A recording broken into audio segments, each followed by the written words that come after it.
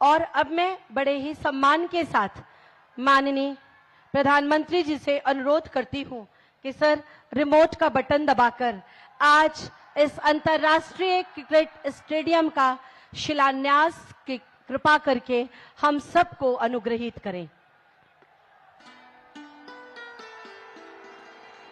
हम सब आपका अभिवादन करते हैं, आपके प्रति कृतज्ञता ज्ञापित करते हैं, आपके प्रति आभार व्यक्त करते हैं।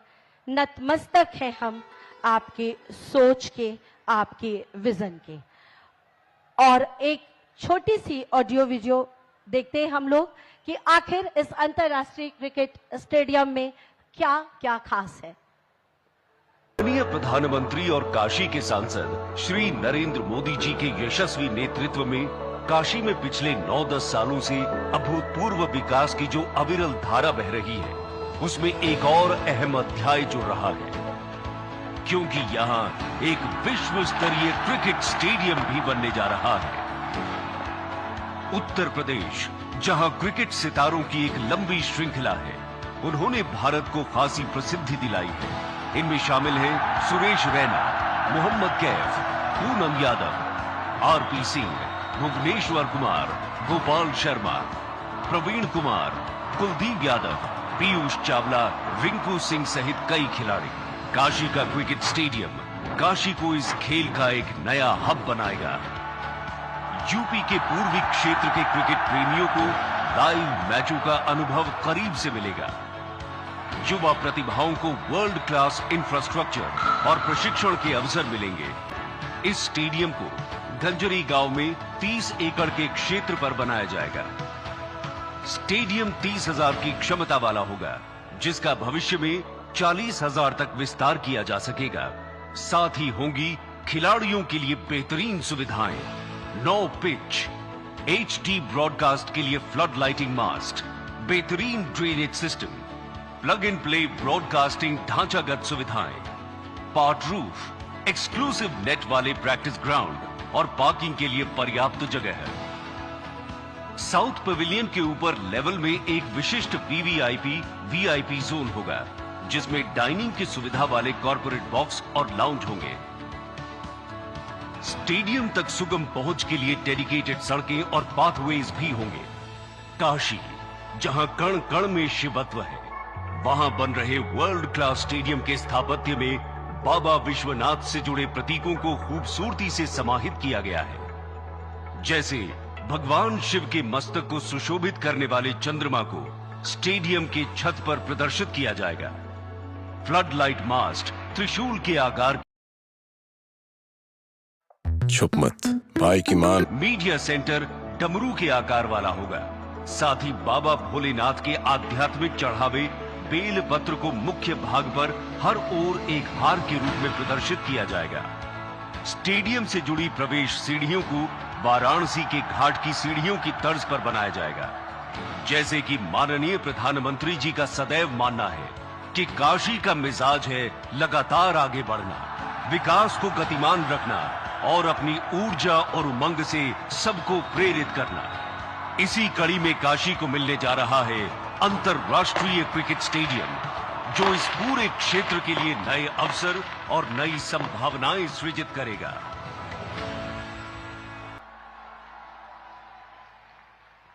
G20 की सफलता, नारी शक्ति वंदन अधिनियम और चंद्रयान की उड़ान के बाद जो थोड़ी बहुत कमी बची थी, वो आज माननीय प्रधानमंत्री जी ने पूरी कर दी और उसका परिणाम है आपके गगनभेदी नारे, जोरदार तालियां। आप सबकी तरफ से आह्वान करती हूँ, निवेदन करती हूँ माननीय प्रधानमंत्री जी से कि आज इस अवसर पर हम सबको एक बार फिर अपने आशीर्वाद के छत्र छाया से अभिषेचित करें। माननीय प्रधानमंत्री जी।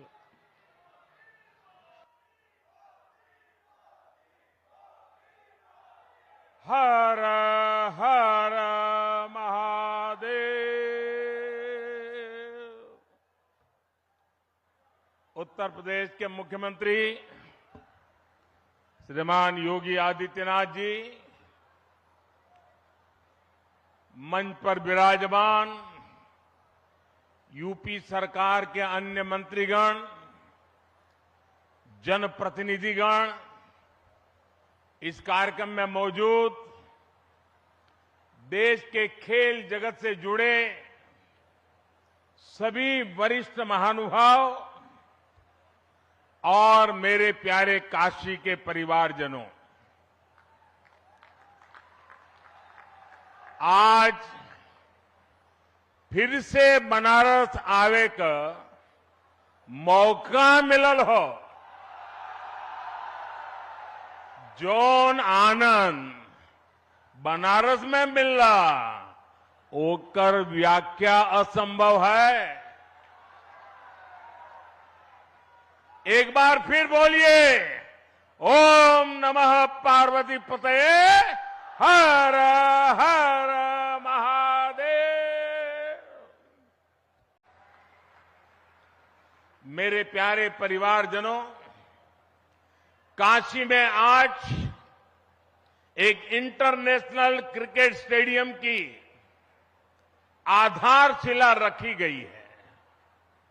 ये स्टेडियम न सिर्फ वाराणसी बल्कि पूर्वांचल के युवाओं के लिए एक वरदान जैसा होगा। ये स्टेडियम जब बनकर तैयार हो जाएगा तो इसमें एक साथ 30,000 से ज्यादा लोग बैठ करके मैच देख पाएंगे। और मैं जानता हूं, जब से इस स्टेडियम की तस्वीरें बाहर आई हैं, हर काशीवासी गदगद हो गया है। महादेव की नगरी में ये स्टेडियम, उसकी डिजाइन स्वयं महादेव को ही समर्पित है। इसमें क्रिकेट के एक से बढ़कर एक मैच होंगे। इसमें आसपास के युवा खिलाड़ियों को अंतर्राष्ट्रीय स्तर के स्टेडियम में ट्रेनिंग का मौका मिलेगा और इसका बहुत बड़ा लाभ मेरी काशी को होगा। मेरे परिवारजनों, आज क्रिकेट के जरिए दुनिया भारत से जुड़ रही है। दुनिया के नए नए देश क्रिकेट खेलने के लिए आगे आ रहे हैं। जाहिर है, आने वाले दिनों में क्रिकेट मैचों की संख्या भी बढ़ने जा रही है और जब क्रिकेट मैच बढ़ेंगे तो नए नए स्टेडियम भी जरूरत पड़ने वाली है। बनारस का ये इंटरनेशनल क्रिकेट स्टेडियम इस डिमांड को पूरा करेगा। पूरे पूर्वांचल का चमकता हुआ ये सितारा बनने वाला है।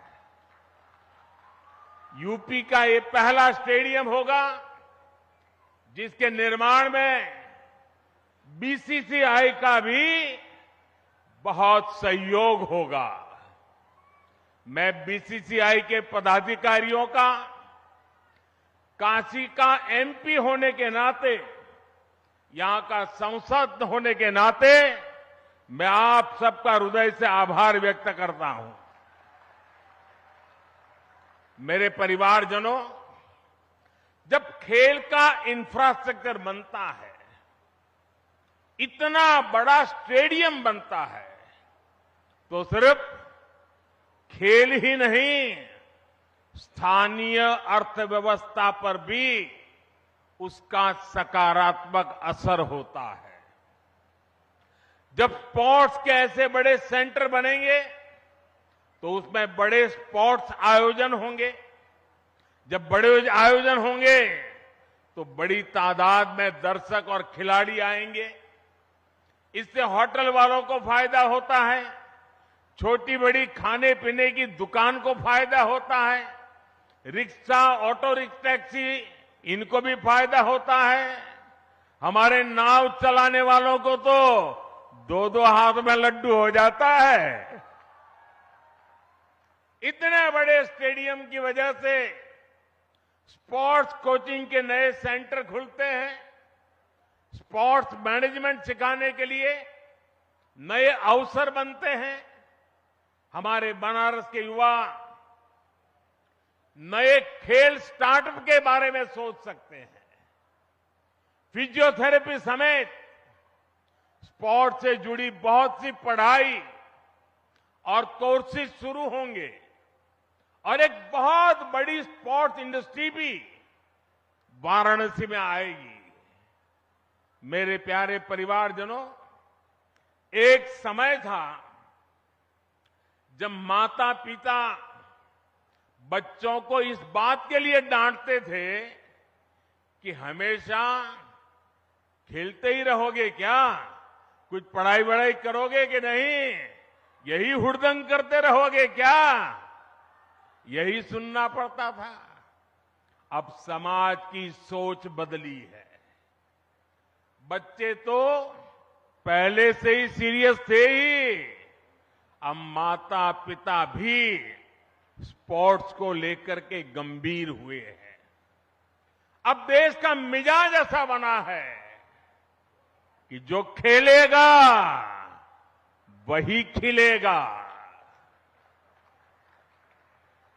साथियों, पिछले 1-2 महीने पहले मैं मध्य प्रदेश का एक आदिवासी इलाका शहडोल के आदिवासी गांव में गया था। वहां मुझे कुछ नौजवानों से मिलने का अवसर मिला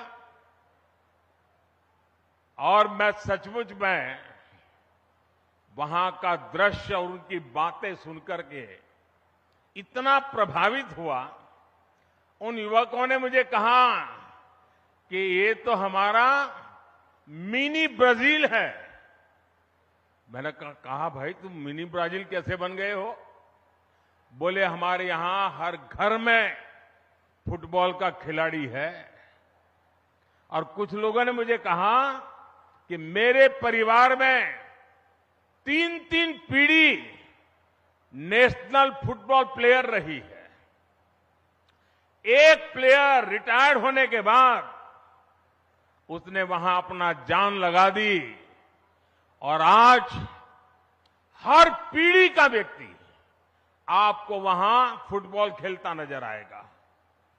और वो कहते हैं कि हमारा जब एनुअल फंक्शन होता है तो कोई घर में आपको नहीं मिलेगा, इस पूरे इलाके के सैकड़ों गांव और लाखों की तादाद में लोग 2-2, 4-4 दिन मैदान में डटे रहते हैं। ये कल्चर उसे सुनकर के, देख करके देश के उज्जवल भविष्य का विश्वास मेरा बढ़ जाता है। और काशी का सांसद होने के नाते मैं यहां आए बदलावों का भी साक्षी बना। सांसद खेल प्रतियोगिता के दौरान जो उत्साह यहां रहता है उसकी जानकारी मुझे लगातार पहुंचती रहती है। काशी के युवा स्पोर्ट्स की दुनिया में अपना नाम कमाए, मेरी यही कामना है। इसलिए हमारा प्रयास वाराणसी के युवाओं को उच्च स्तरीय खेल सुविधाएं देने का है। इसी सोच के साथ इस नए स्टेडियम के साथ ही सीगरा स्टेडियम पर भी करीब 400 करोड़ रुपए खर्च किए जा रहे हैं। सीगरा स्टेडियम में 50 से अधिक खेलों के लिए जरूरी सुविधाएं विकसित की जा रही है। और इसकी एक और खास बात है, ये देश का पहला बहुस्तरीय स्पोर्ट्स कॉम्प्लेक्स होगा जो दिव्यांगजनों को ध्यान में रखकर बनाया जा रहा है। इसे भी बहुत जल्द ही काशी वासियों को समर्पित किया जाएगा। बड़ालालपुर, उसमें बना सिंथेटिक ट्रैक हो, सिंथेटिक बास्केटबॉल कोर्ट हो, अलग अलग अखाड़ों को प्रोत्साहन देना हो, हम नया निर्माण तो कर ही रहे हैं, पर शहर की पुरानी व्यवस्थाओं को भी सुधार रहे हैं। मेरे परिवारजनों, खेलों में आज भारत को जो सफलता मिल रही है, वो देश की सोच में आए बदलाव का परिणाम है। हमने स्पोर्ट्स को युवाओं की फिटनेस और युवाओं के रोजगार और उनकी कैरियर से जोड़ा है। 9 वर्ष पहले की तुलना में इस वर्ष केंद्रीय खेल बजट 3 गुना बढ़ाया गया है। खेलो इंडिया प्रोग्राम के बजट में तो पिछले वर्ष की तुलना में लगभग 70% वृद्धि की गई है। सरकार आज स्कूल से लेकर ओलंपिक पोडियम तक हमारे खिलाड़ियों के साथ टीम मेंबर बनकर साथ चलती है। खेलो इंडिया के तहत देश भर में स्कूल से यूनिवर्सिटी तक की खेल प्रतियोगिताएं हुई है। इनमें बड़ी संख्या में हमारी बेटियों ने भी हिस्सा लिया है। सरकार कदम कदम पर खिलाड़ियों की हर संभव मदद कर रही है। ओलंपिक पोडियम स्कीम भी ऐसा ही एक प्रयास है। इसके तहत देश के शीर्ष खिलाड़ियों को सरकार पूरे साल में खाने पीने, फिटनेस से लेकर ट्रेनिंग तक लाखों रुपए की मदद देती है। इसका परिणाम हम आज हर अंतर्राष्ट्रीय कंपटीशन में देख रहे हैं। अभी कुछ समय पहले ही वर्ल्ड यूनिवर्सिटी गेम्स में भारत ने इतिहास रचा है। इन गेम्स के इतिहास में कुल मिलाकर भारत ने जितने मेडल जीते थे पिछले कई दशकों में, उससे ज्यादा मेडल सिर्फ इस साल जीत करके हमारे बच्चे ले आए हैं। वैसे आज से एशियन गेम्स भी शुरू हो रहे हैं। एशियन गेम्स में हिस्सा लेने गए सभी भारतीय खिलाड़ियों को मैं अपनी शुभकामनाएं देता हूं। साथियों, भारत के गांव-गांव में, कोने कोने में खेल प्रतिभाएं मौजूद है। खेलों के महारथी मौजूद है। जरूरी है इन्हें तलाशना और इन्हें तराशना। आज छोटे से छोटे गांवों से निकले युवा पूरे देश की शान बने हुए हैं। ये उदाहरण बताते हैं कि हमारे छोटे शहरों के खिलाड़ियों में कितना टैलेंट है, कितनी प्रतिभा है। हमें इस टैलेंट को ज्यादा से ज्यादा अवसर देने हैं। इसलिए खेलो इंडिया अभियान से आज बहुत कम उम्र में ही देश के कोने कोने में टैलेंट की पहचान की जा रही है। खिलाड़ियों की पहचान करके उन्हें इंटरनेशनल लेवल का एथलीट बनाने के लिए सरकार हर कदम उठा रही है। आज इस कार्यक्रम में बहुत से दिग्गज खिलाड़ी हमारे बीच विशेष तौर पर पधारे हैं। स्पोर्ट्स की दुनिया में उन्होंने देश का नाम रोशन किया है। काशी से ये स्नेह दिखाने के लिए मैं उन सबका विशेष रूप से आभार व्यक्त करता हूं। मेरे परिवारजनों, आज खिलाड़ियों को आगे बढ़ाने के लिए अच्छे कोच और अच्छे कोचिंग का होना उतना ही जरूरी है। यहां जो दिग्गज खिलाड़ी मौजूद है वो इसकी अहमियत जताते हैं और इसको जानते हैं। इसलिए आज सरकार खिलाड़ियों के लिए अच्छी कोचिंग की व्यवस्था भी कर रही है। जो खिलाड़ी बड़ी प्रतियोगिताओं में खेल कर आते हैं, जिन्हें राष्ट्रीय अंतर्राष्ट्रीय अनुभव है, उन्हें बतौर कोच काम करने के लिए प्रोत्साहित किया जा रहा है। देश में बीते कुछ वर्षों में युवाओं को अलग अलग खेलों से जोड़ा गया है। साथियों, सरकार गांव-गांव में जो आधुनिक खेल के इंफ्रास्ट्रक्चर का निर्माण कर रही है, उससे गांव के छोटे कस्बों के खिलाड़ियों को भी नए मौके मिलेंगे। पहले बेहतर स्टेडियम सिर्फ दिल्ली, मुंबई, कोलकाता, चेन्नई ऐसे बड़े शहरों में ही उपलब्ध थे। अब देश के हर कोने में, देश के दूर सुदूर इलाकों में भी खिलाड़ियों को ये सुविधाएं देने की कोशिश हो रही है। मुझे खुशी है कि खेलो इंडिया प्रोग्राम के तहत जो स्पोर्ट्स इंफ्रास्ट्रक्चर बनाया जा रहा है, उसका बहुत अधिक लाभ हमारी बेटियों को हो रहा है। अब बेटियों को खेलने के लिए, ट्रेनिंग के लिए घर से ज्यादा दूर जाने की मजबूरी कम हो रही है। साथियों, नई नेशनल एजुकेशन पॉलिसी में खेल को उसी कैटेगरी में रखा गया है जैसे साइंस, कॉमर्स या दूसरी पढ़ाई हो। पहले खेल को सिर्फ एक एक्स्ट्रा एक्टिविटी माना जाता था, लेकिन अब ऐसा नहीं है। अब स्पोर्ट्स को स्कूलों में बाकायदा एक विषय की तरह पढ़ाए जाना तय हुआ है। ये हमारी सरकार है जिसने देश की पहली नेशनल स्पोर्ट्स यूनिवर्सिटी मणिपुर में स्थापित की है। यूपी में भी स्पोर्ट फैसिलिटी पर हजारों करोड़ रुपए खर्च किए जा रहे हैं।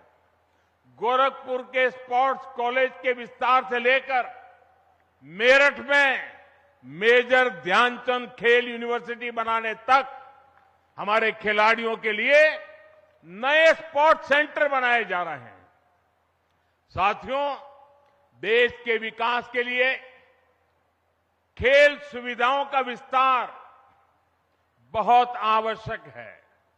ये न सिर्फ खेलों के लिए बल्कि देश की साख के लिहाज से भी महत्वपूर्ण है।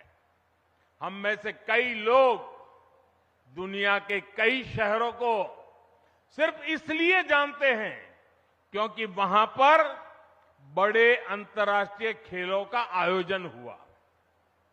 हमें भारत में भी ऐसे सेंटर बनाने होंगे जहां ऐसे अंतर्राष्ट्रीय खेल आयोजन किए जा सके।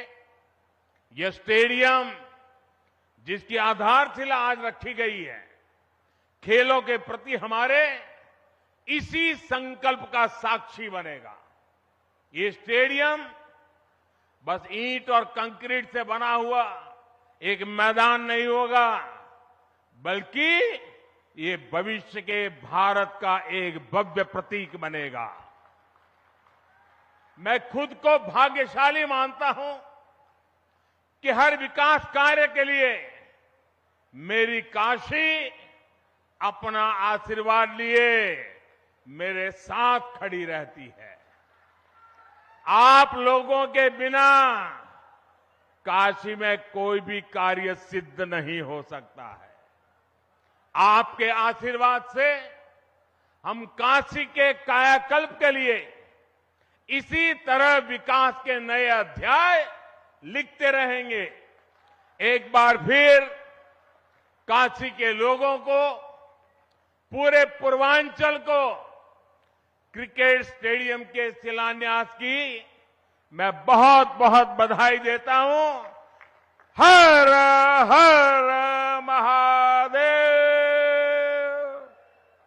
धन्यवाद।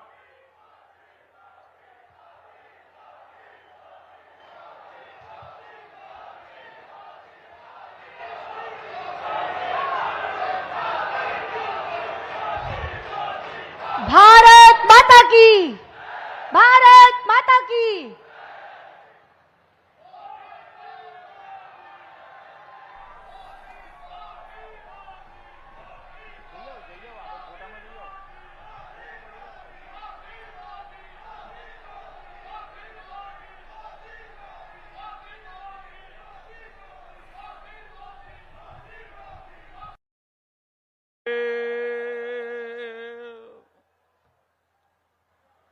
उत्तर प्रदेश के मुख्यमंत्री श्रीमान योगी आदित्यनाथ जी,